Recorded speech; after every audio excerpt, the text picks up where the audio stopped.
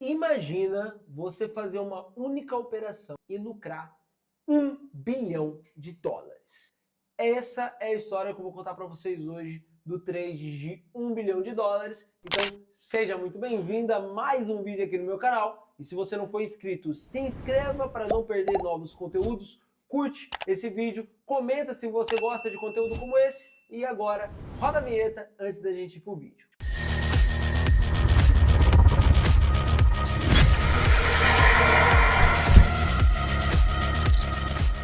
Eu vou contar para vocês hoje a história do George Soros. Eu até vou fazer uma pesquisa depois para ver se é por isso que hoje a gente utiliza mão de Soros, se é por causa dele, né? Mas vamos lá. George Soros, tá? Ele fez o maior trade que a gente já conheceu, o trade que colocou US$ 1 bilhão no bolso dele em 1992. George Soros operou contra a libra esterlina. Bizarro. Hoje a libra esterlina é uma das maiores potências econômicas, né? Então a gente já consegue entender também o poder das crises. Porque, querendo ou não, George ganhou bilhões de dólares, tá? Operando contra a libra. Então, basicamente, se ele operou contra, significa que a libra deu uma queda gigantesca para ele ter lucrado tudo isso. E hoje a gente tem a maior potência econômica aí, né? Basicamente, a libra é hoje a moeda mais cara que tem depois das criptos, né? Eu tô falando de moedas fiduciárias. Em 1992, basicamente o que George fez? Em 1992, a Inglaterra ela fazia parte do que nós chamamos de MTC, tá? Que era o câmbio europeu. E a ideia disso era manter o valor da moeda estável, atrelada ao marco alemão. Mas a economia britânica ela estava fraca, a inflação subindo, tudo dando ruim, e George encontrou nisso uma brecha. E quando ele percebeu que a moeda estava fraca, o que George começou a fazer? Ele começou a investir, a especular contra a libra esterlina. Começou a alavancar a sua posição, pegando empréstimos e cada vez mais pressionando a sua posição de venda. Ele estava correndo risco? Claro, estava correndo risco de maneira inteligente? Talvez nem tanto, porque ele estava ali, ele estava tão convicto da sua operação que até mesmo o empréstimo estava sendo feito. Então ele estava investindo o dinheiro dele, mais dinheiro de outras pessoas, né, para fazer um empréstimo de banco e assim por diante, para continuar investindo contra a libra esterlina. Não só empréstimo, como chegou a vender até o que não tinha, vendeu todos os aparelhos que ele tinha, carro, qualquer coisa do tipo que ele tinha para poder estar fazendo essa especulação de altíssimo risco. E adivinha, quando a libra caiu, George Soros colocou no bolso um pouco mais de US$ 1 bilhão.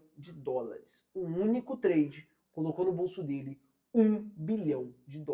A Inglaterra, na época, foi obrigada a sair do sistema europeu, né, o sistema financeiro europeu da época, e George ficou conhecido como o homem que quebrou o Banco da Inglaterra. Loucura, né, velho? Loucura a gente pensar que teve uma pessoa que fez um trade que ganhou US$ 1 bilhão. A gente também tem aí outros trades conhecidos que colocou muito dinheiro no bolso, como o trade que apostou contra o sistema imobiliário, o trader que apostou contra o sistema imobiliário dos Estados Unidos, né, que tem até um filme depois, esse filme aqui, A Grande Aposta. Gente, assiste, esse filme é muito bom. E ele também apostou contra o sistema imobiliário dos Estados Unidos e teve a crise de 2008 e ele também colocou muito dinheiro no bolso. Porém, eu acho que o que a gente pode ganhar de sabedoria desses traders, tá? Porque querendo ou não, visualizar o lucro que eles tiveram é sempre bom. Aquele frio na barriga da gente poder ser o próximo se a gente identificar isso. Mas a gente tem que aprender não só o racional por trás, mas o que a gente aprende com essa tomada de decisão do George Soros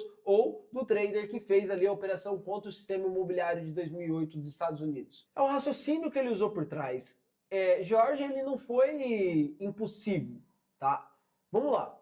É o raciocínio por trás do trade. Por quê? George ele não foi impulsivo, ele não foi impaciente, ele analisou, ele estudou e ele foi com convicção na operação dele. Ele sabia do risco que ele estava correndo, claro, mas ele não pegou e, eu acho que isso daqui vai cair. Lógico que não. Para fazer um trade desse, George estudou muito, encontrou e também não pegou ali o hype. Eu acho que hoje você acaba perdendo muito dinheiro porque tem muitos hypes acontecendo e aí veio aquele famoso FOMO. O que é o FOMO? Eu não vou saber falar inglês, o editor coloca aqui o que significa FOMO em inglês, mas basicamente, para nós brasileiros, o FOMO é o medo de ficar de fora.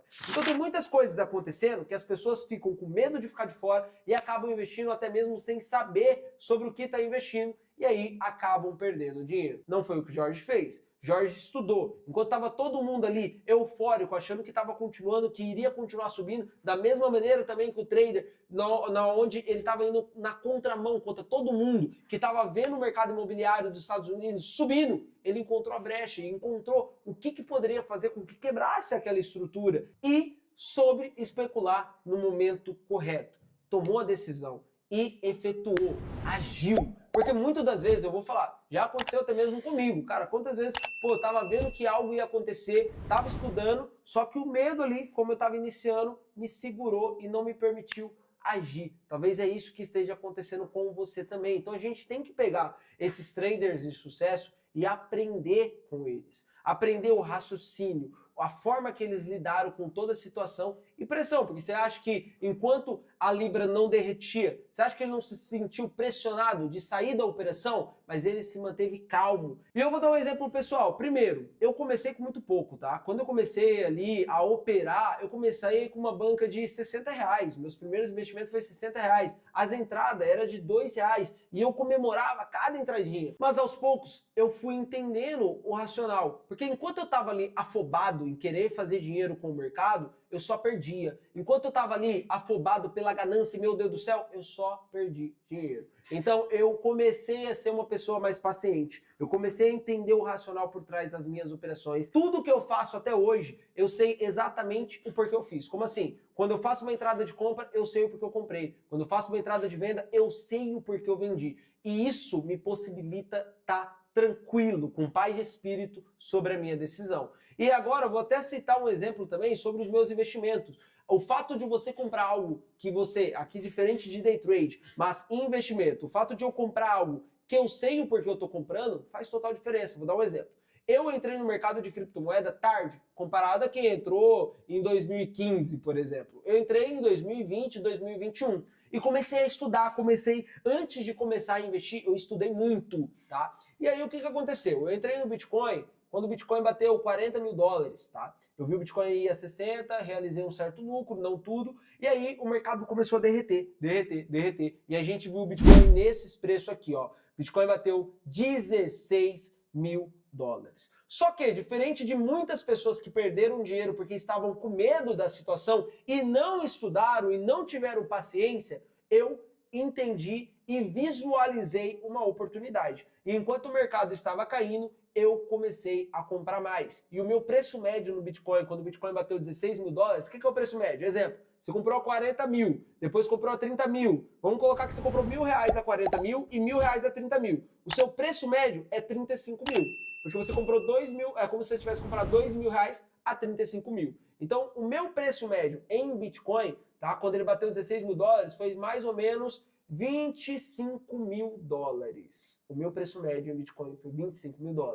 Só que, enquanto estava todo mundo com medo, eu estava tranquilo. Por quê? Primeiro, eu estava investindo um dinheiro que eu podia investir, eu não estava cometendo nenhuma loucura. Segundo, porque eu tinha convicção do meu investimento. E não teve outra. Foi bater $100 mil esse ano. Não sei quando você vai estar assistindo, talvez quando você for assistir, Bitcoin já está em $1 milhão, né? Vai que. Mas Bitcoin bateu $100 mil.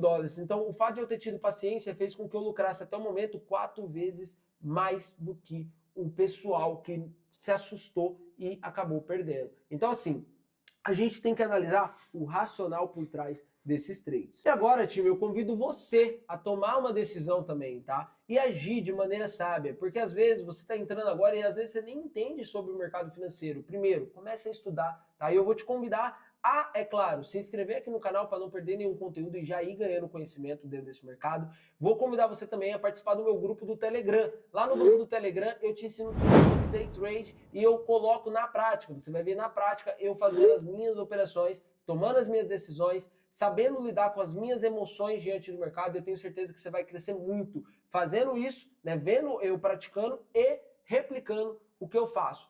E comece a agir com sabedoria, sem afobação. entendendo o que você está fazendo, que eu tenho certeza que você também pode ser o próximo. Talvez não $1 bilhão, mas quem sabe 1 milhão e assim sucessivamente, ou quem sabe não ser o maior trader da história daqui a uns anos.